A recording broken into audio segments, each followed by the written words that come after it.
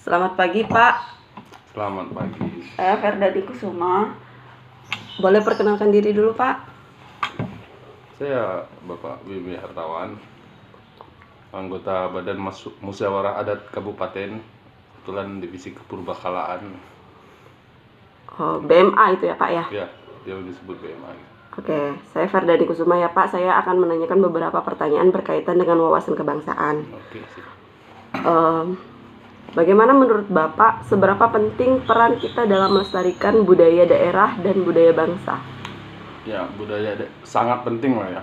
Budaya daerah itu kan aset daerah, budaya bangsa itu nanti kan ya ini budaya daerah ini jadi identitas bangsa itu sendiri. Kita kayakan kebudayaan gitu. Sangat penting sekali.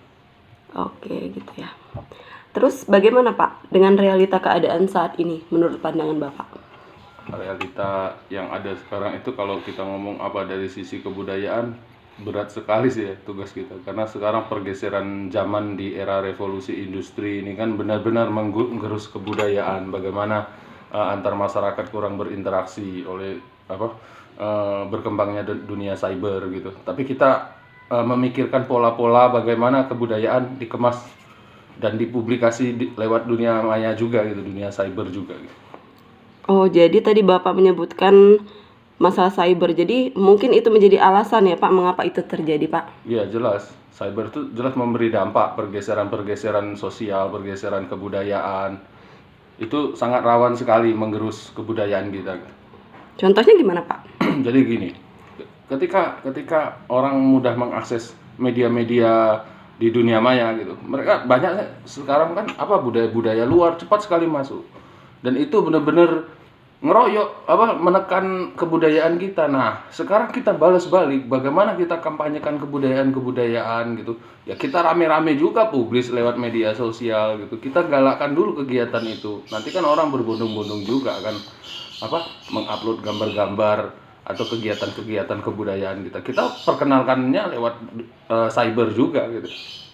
Berarti itu termasuk peran generasi muda ya, Pak ya? Peran generasi muda dan peran semua generasi.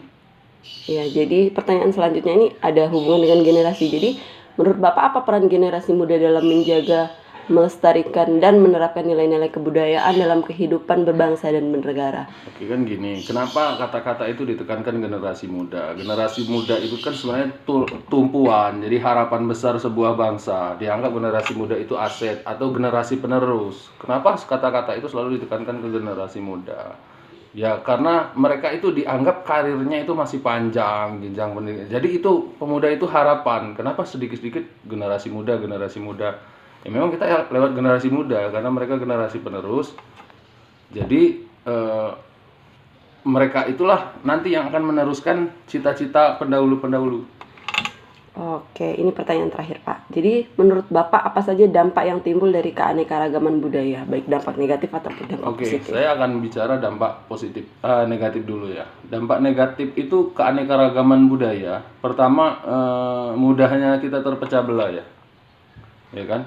Mudah terpecah belah. Suku A menganggap suku B tidak lebih baik dari suku A gitu, atau suku C tidak menganggap suku X lebih baik dari suku C. Demikian, itu akan sangat rawan diadu domba apabila beraneka ragam. Itu negatif. Kalau positifnya, kita bersatu, keanekaragaman itu kita bisa bersatu. Artinya, kita bisa menanamkan nilai-nilai toleransi di dalamnya. Dan di situ negara akan sangat kuat karena kaya akan budaya. Oke, baik, Pak. Terima kasih banyak ya, Pak, atas waktunya, Pak. Ada pesan untuk di masa pandemi ini, Pak? Ya, pesan di masa pandemi ini ya patuhilah protokol kesehatan, anjuran pemerintah dipatuhi. Kemudian vaksin jangan lupa. Ini sekarang kita harus turun level lah. Maksudnya PPKM-nya harus turun level sampai di 0. Kita harus 0 kasus. Terima kasih banyak, Pak. Sama-sama.